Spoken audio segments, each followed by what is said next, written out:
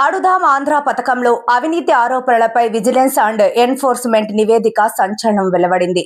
40 కోట్ల అంచనాలతో మొదలైన ఈ పథకంలో 125 కోట్లు చేరగా 40 కోట్లు దుర్వినియోగమైనట్లు నివేదిక పేర్కొంది. ఈ నేపథ్యంలో మాజీ మంత్రి రోజా, బైరెడ్డి సిద్ధార్థ్ రెడ్డిలపై క్రిమినల్ కేసులు నమోదు చేయాలని నివేదిక సిఫారసు చేసింది. మంత్రి రాంప్రసాద్ రెడ్డి మాట్లాడుతూ పేద క్రీడాకారుల పొట్టగొట్టారని, తప్పు చేసిన వారిని ఎవరిని వదిలిపెట్టబోమని తెలిపారు.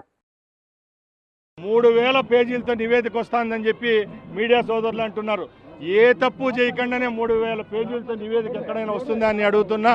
తప్పకుండా పేద ప్రజల యొక్క రక్త మాంసాలు తిన్న ఆ రోజు అధికారులు అయితేనే, ఆ రోజు రాజకీయ రంగంలో ముసుగులో ఉండి పనిచేసిన మంత్రులు అయితేనే కేవలం శిక్షే కాదు, ఆ పేద క్రీడాకారుల యొక్క ఉసురు కూడా వాళ్ళ మీద పడే పరిస్థితి రేపు రాబోయే కాలంలో ఉంటుందని తెలియజేసుకుంటూ, ఈరోజు మా శాప్ బోర్డు నుంచి అలాగే ఆంధ్ర క్రికెట్ అసోసియేషన్ వరకు, అలాగే మాకు సంబంధించి ప్రభుత్వంలో ఏ అభివృద్ధి కార్యక్రమాల్లో ఎక్కడ రాజకీయ ఇంటర్ఫియరెన్స్ లేకుండా ముందుకెళ్తున్నామని చెప్పి గర్వంగా తెలియజేసుకుంటున్నాం.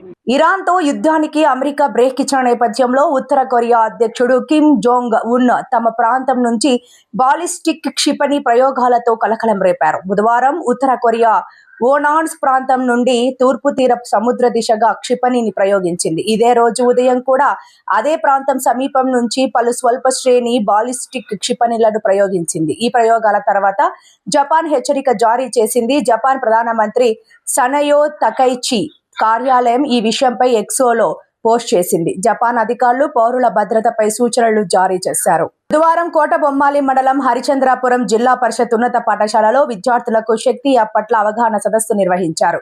ఈ సందర్భంగా శక్తి టీం సభ్యులు గిరిధర్ మాట్లాడుతూ ప్రతి ఒక్కరి సెల్ ఫోన్ లో శక్తి యాప్ ఉంటేనే పూర్తి రక్షణ లభిస్తుందని తెలిపారు. ఏదైనా ప్రమాదం జరిగితే తక్షణమే ఈ యాప్ ద్వారా రక్షణ పొందవచ్చని, లేకపోతే ఇబ్బందులలో ఉన్నప్పుడు రక్షణ కరువు అవుతుందని వివరించారు. ఈ కార్యక్రమంలో ఉపాధ్యాయులు పాల్గొన్నారు. అంటే ప్రభుత్వం చేపట్టిన మంచి కార్యక్రమాల్లో ఇదొకటి. అంటే చేతులు కాలిన తర్వాత ఆకులు పట్టుకునే కంటే ముందుగానే మీలో ఒక అవేర్నెస్ తెచ్చి మీకు రక్షణ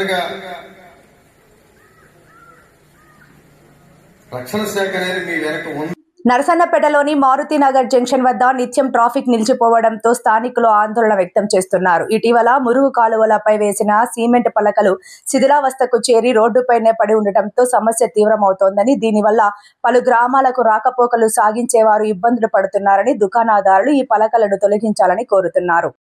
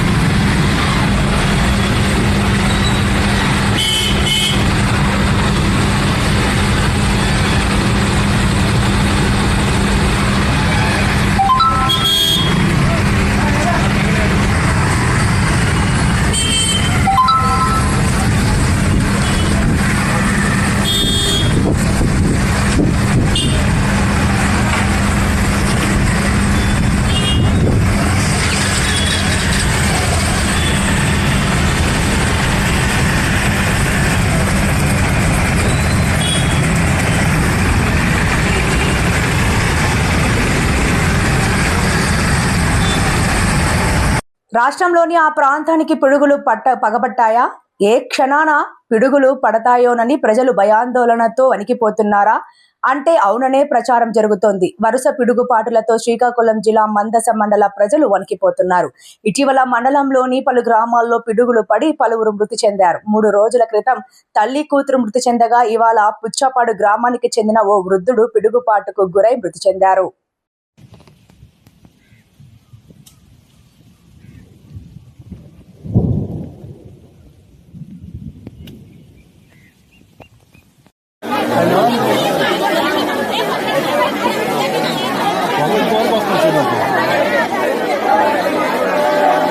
కాకినాడ జిల్లా పెద్దాపురం నియోజకవర్గం సామర్లకోట ప్రభుత్వ ఆసుపత్రిలో ప్రజలకు ఉచితంగా అందిస్తున్న దంత వైద్య సేవలను సద్వినియోగం చేసుకోవాలని దంత వైద్య నిపుణులు డాక్టర్ ప్రవీణ కోరారు.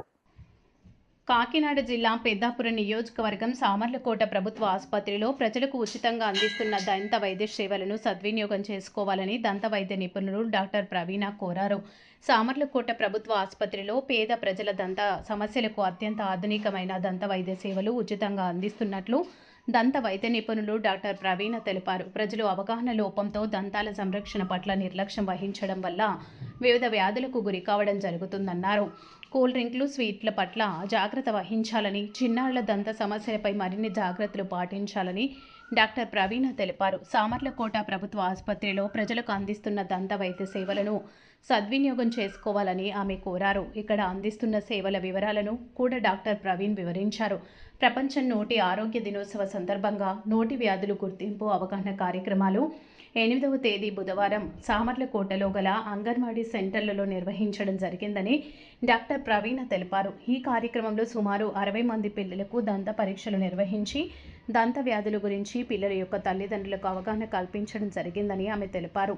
ఈ యొక్క ప్రపంచ నోటి ఆరోగ్య దినోత్సవ కార్యక్రమం మార్చి 20వ తేదీ నుండి ఏప్రిల్ 20వ తేదీ వరకు నిర్వహించనున్నట్లు ఈ సందర్భంగా ఆమె మీడియాకు తెలిపారు.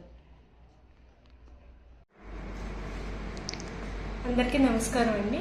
నా పేరు డాక్టర్ ప్రవీణ. నేను సామాజిక ఆరోగ్య కేంద్రం కమ్యూనిటీ హెల్త్ సెంటర్ సామర్లకోటలో డెంటిస్ట్గా వర్క్ చేస్తున్నాను. మార్చి 20న వరల్డ్ ఓరల్ హెల్త్ డే సందర్భంగా మార్చి 20 నుంచి ఏప్రిల్ 20 వరకు ఈ వరల్డ్ ఓరల్ హెల్త్ డే కార్యక్రమాలు, వాటికి సంబంధించిన అవగాహన కార్యక్రమాలు, దంత వ్యాధుల గురించి కార్యక్రమం నిర్వహించడం జరుగుతుంది. ఎందుకంటే ఈ దంత వ్యాధుల గురించి మనకి అవగాహన చాలా తక్కువ ఉండడం వల్ల ఎక్కువ సమస్యలు పిల్లల దగ్గర నుంచి పెద్దవాళ్ళ దాకా వయసుతో సంబంధం లేకుండా చాలా మంది పళ్ళ వ్యాధులతో ఇబ్బంది పడుతున్నారు. దీనికి ముఖ్యంగా ఏంటి సమస్య అని అంటే, మనం తినే ఫుడ్ వల్ల ఎక్కువ డెంటల్కి సంబంధించిన ప్రాబ్లమ్స్ అనేవి పెరుగుతున్నాయి. ఇవి పిల్లల్లో చాలా అధికమైపోతున్నాయి. కొన్ని సంవత్సరాలకి పిల్లల్లో ఈ పాలపళ్ళు దగ్గర నుంచి పర్మనెంట్ దంతాలు వచ్చే వయసు వరకు చాలా పళ్ళు పుచ్చిపోవడం వల్ల వాళ్ళు స్కూల్కి వెళ్ళలేకపోవడం, సరి అయిన ఫుడ్ తీసుకోకపోవడం, ఇలాంటివన్నీ జరుగుతున్నాయి. దంత సంరక్షణకి మీరు చెప్పే సలహాలు? దంత సంరక్షణకి ముఖ్యంగా మేము చెప్పేది ఏంటంటే, ప్రతిరోజు పగలు రాత్రి 2 పూట్ల బ్రష్ చేసుకోవాలండి. అలాగే ప్రాబ్లం ఉన్నప్పుడే కాకుండా ప్రతి 6 నెలలకి దంత వైద్యుల్ని సంప్రదించాలి. అలాగే కూల్ డ్రింక్స్, తీపి పదార్థాలకి దూరంగా ఉండాలి. జంక్ ఫుడ్ ఎక్కువగా వాడకూడదు. నెక్స్ట్, షుగర్ పేషెంట్లో ఎక్కువ ప్రధానంగా దంత సమస్యలు ఏర్పడుతున్నాయి. వారికి ఏంటి? షుగర్ పేషెంట్లో మెయిన్ షుగర్ అనేది కంట్రోల్ ఉన్నా లేకపోయినా కూడా ప్రతి 6 నెలలకి చెకప్ అనేది చేయించుకుంటూ ఉండాలండి. షుగర్ ఉన్నప్పుడు చిగుళ్ళకి సంబంధించి చిగుళ్ళ వ్యాధులు ఎక్కువగా వచ్చి పళ్ళు అనేవి లూజ్ అయిపోతూ ఉంటాయి. ఆ పళ్ళు కదిలినప్పుడు మాత్రమే కాకుండా షుగర్ ఉన్న ప్రతి పేషెంట్ వచ్చి పళ్ళు అనేవి శుభ్రపరచుకోవాలి. సామర్లకోట ప్రభుత్వ ఆసుపత్రిలో దంత సేవలు ఉచితమా కాదా? ఉచితమేనండి. ఏ టైమింగ్స్లో మీరు వైద్య సేవలు అందించే అవకాశం ఉంది? పగలు 9 గంటల నుంచి సాయంత్రం 4 గంటల వరకు ఉచితంగా దంత వైద్య సేవలు అందిస్తున్నారు. ఉచితంగానే అందిస్తాం. నెక్స్ట్, ఈ రోజు ఏమైనా మీరు క్యాంపులు నిర్వహించారా? ఇవాళ అంగన్వాడీ సెంటర్లో క్యాంప్ చేసామండి. పిల్లల్లో ఎక్కువగా సమస్యలు వస్తున్నాయని చెప్పి అంగన్వాడీ సెంటర్లో చేయడం జరిగింది. అక్కడ కూడా ఇవాళ 60 మంది పిల్లల్ని చెకప్ చేశాము. తల్లిదండ్రులకు కూడా అవగాహన కార్యక్రమం కల్పించాము. ఆ 60 మంది పిల్లల్లో ఒక 10-15 మంది పిల్లల్ని గుర్తించాము. వాళ్ళందరినీ ఇక్కడ కమ్యూనిటీ హెల్త్ సెంటర్కి తీసుకురమ్మని చెప్పడం జరిగింది. వాటికి ట్రీట్మెంట్ చేస్తాం. నెక్స్ట్, దంత సమస్యలతో వచ్చే వాళ్ళకి సర్జరీలు కూడా ఏమైనా అవకాశం ఉందా మీ ఆసుపత్రిలో? సర్జరీలు అంటే జ్ఞానదంతాలు ప్రస్తుతానికి తొలగించేవి చేస్తున్నామండి. పిప్పి పళ్ళు గట్రా తొలగిస్తున్నారా? పిప్పి పళ్ళు తీస్తున్నామండి, రూట్ కెనాల్ చేస్తున్నాము, ఫిల్లింగ్స్ చేస్తున్నాము, క్లీనింగ్ చేస్తున్నాము. పళ్ళు ఎక్స్రే సదుపాయం కూడా ఉందండి. ఈ అవకాశాలన్నీ కూడా ఉచితమేనా? ఏమైనా రుసుము చెల్లించాలా? అన్నీ ఉచితమేనండి. సర్పవరంలో 74 లక్షలతో రోడ్లు ప్రారంభోత్సవం చేసిన ఎమ్మెల్యే నానాజీ. కూటమి ప్రభుత్వంలో అభివృద్ధి ధ్యేయంగా పనిచేస్తున్నామని, రూరల్ నియోజకవర్గంలో సుమారు 100 కోట్లతో రోడ్లు, డ్రైన్లు అభివృద్ధి చేశామని ఎమ్మెల్యే పంతం నానాజీ పేర్కొన్నారు. కాకినాడ రూరల్ మండలం సర్పవరం గ్రామంలో MGNREGS నిధులు 74 లక్షలతో గ్రామంలో గల పోస్టల్ కాలనీ, భవన్ నారాయణపురంలలో 9 రోడ్లు, ఒక ట్రైన్ ప్రారంభించడం జరిగింది. ఈ సందర్భంగా ఎమ్మెల్యే నానాజీ మాట్లాడుతూ ముఖ్యమంత్రి చంద్రబాబు నాయుడు, ఉప ముఖ్యమంత్రి పవన్ కళ్యాణ్ల ఆదేశాలతో గ్రామాల అభివృద్ధిలో భాగంగా ప్రతి గ్రామంలోనూ అభివృద్ధి చేయగా ముందుకు వెళ్తున్నామని, ఈ సందర్భంగా ఎండీఓ సతీష్, కూటమి నాయకులు పెంకే శ్రీనివాస్ బాబా, రంబాల వెంకటేశ్వరరావు, పుల్లా శ్రీరాములు, పుల్లా వీరబాబు, పుల్లా కోటేశ్వరరావు, నందిపాటి త్రిమూర్తులు, బన్ను, బోల్లా కృష్ణమోహన్, కార్యదర్శి పబ్బినేడి శ్రీనివాసరావు, అధికారులు, కూటమి నాయకులు, గ్రామస్తులు పాల్గొన్నారు. ధ్యేయంగా అలాగే అభివృద్ధితో పాటు సంక్షేమం, అంటే సంక్షేమం చేసినప్పుడు అభివృద్ధి చేయలేమని చెప్పి గత ప్రభుత్వం అభివృద్ధి విషయంలో చేతులెత్తేసిన సంగతి మీ అందరికీ తెలిసిందే. కానీ ఇవాళ చంద్రబాబు నాయుడు గారి నాయకత్వంలో ఈ కూటమిలో, పవన్ కళ్యాణ్ గారి సారథ్యంలో ఆయన కూడా నడుస్తున్నట్టు ఈ కూటమి ప్రభుత్వం ఇవాళ అభివృద్ధి, సంక్షేమం రెండూ కూడా ఒకదాని నుంచి ఒకటి పోటీపడి చేసుకుంటూ వెళ్తూ ఉన్నాం.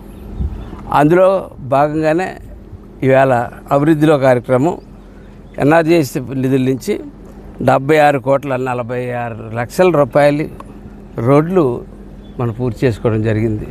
అలాగే సాకి నుంచి 12 కోట్లు, అట్లాగే ఆర్ఎన్బి నుంచి 4 కోట్లు, అలాగే పంచాయతీరాజ్ నుంచి 6 కోట్లు, అటువంటి 100 కోట్ల రోడ్ల యొక్క అభివృద్ధి సుమారుగా 98 కోట్లు నుంచి 100 కోట్ల దాకా అభివృద్ధి చేసుకోవడం జరుగుతుంది.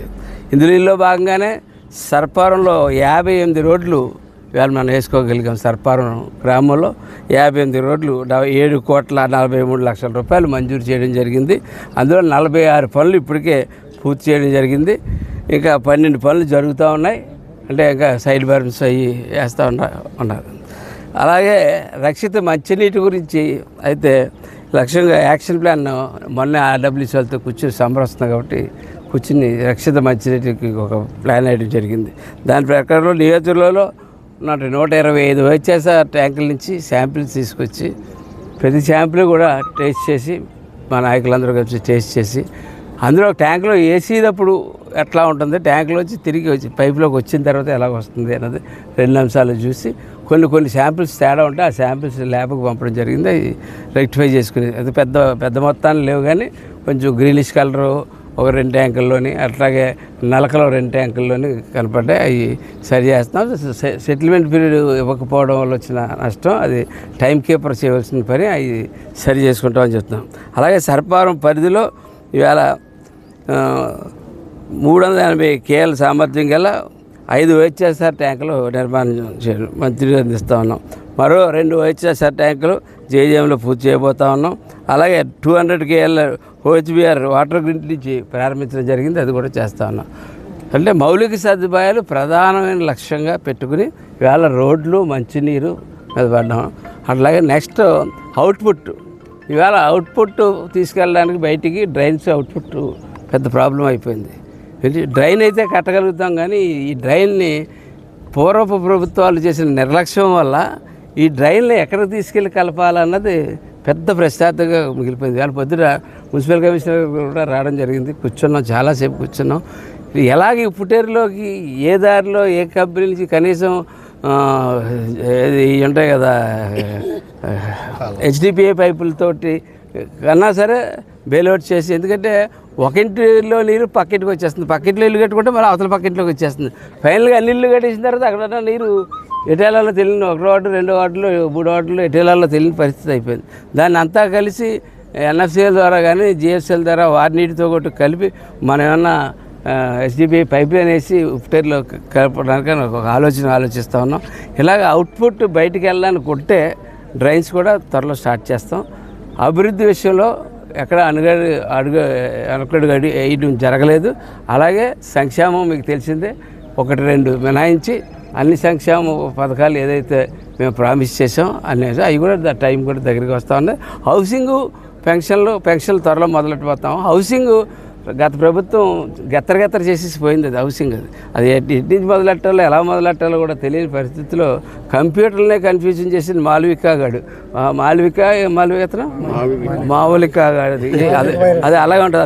పిచ్చిన కొడుకులు పిచ్చి పరిపాలన చేస్తే ఎలా ఉంటుంది అన్నది చూస్తానన్నారు. నిన్న మాట్లాడాడు అతను, మాటకి ఏమన్నా అర్థం ఉందా అసలు? అంటే అటువంటి పరిపాలిస్తే రాష్ట్రం అర్థం లేకుండా అయిపోద్ది. ఆ అర్థం లేకుండా అయిపోయిన రాష్ట్రాన్ని ఇవాళ వీళ్ళిద్దరూ దాన్ని బయటికి తీసుకొస్తా ఉన్నారు. సరే, ఈ ఎండాకాలం నీటి కరువు రాకుండా ఎటువంటి జాగ్రత్త? అదే దాని గురించి ఆర్డబ్ల్యూసీ వాళ్ళతోటి కూర్చోవడం జరిగింది. అలాగే ప్రతి గ్రామం ట్యాంక్ నుంచి కెపాసిటీస్ అన్ని తెప్పించడం జరిగింది. ఒకవేళ అవసరమైనప్పుడు అది కూడా కెపాసిటీస్, డబుల్ కెపాసిటీస్ కొన్ని చెరువులు నింపడానికి ఆల్రెడీ కార్యక్రమాలు చేస్తా ఉన్నాం. అయితే లాస్ట్ టైం ఎక్కువ ఫేస్ చేసి తూరంలో ఫేస్ చేసాం. అందుకనే 3 క్రాస్ బండ్స్ కూడా ఆల్రెడీ శాంక్షన్ చేసి పెట్టుకుని ఉన్నాం. అలాగే బొడ్డు చెరువులు కూడా ఎక్స్ట్రా వాటర్ పెట్టుకుని ముందుకు తీసుకెళ్తా ఉన్నాం. మనకు 6 సోర్సెస్ ఉన్నాయి. 6 సోర్సెస్ని చేస్తా ఉన్నాం. ముఖ్యంగా పల్లూరు సెకండ్ స్కీమ్ ఎప్పుడైతే వెనక్కి వెళ్ళిపోయిన స్కీమ్ని 9 కోట్లు వెనక్కి తీసుకొచ్చి మళ్ళీ మొదలుపెట్టాం పని. ఆ స్కీమ్ అయిపోతే దాని కూడా అలాగే ఈవేళ అరట్లకట్ట నుంచి పైప్ లైన్ స్టార్ట్ చేస్తాం. కొవ్వూరు, గంగనాపల్లి, రేపూరు, అలాగే పార్ట్ ఆఫ్ చీడిగా అక్కడ కూడా పూర్తిగా వాటి మీద దృష్టి పెట్టాం. మీకు ఈ సమ్మర్లో మంచినీళ్ళ గురించి కంప్లైంట్ లేకుండా ఉండడానికి విశ్వ ప్రయత్నం చేస్తూ ఉన్నాం. ఖచ్చితంగా మేము సక్సెస్ అవుతాం.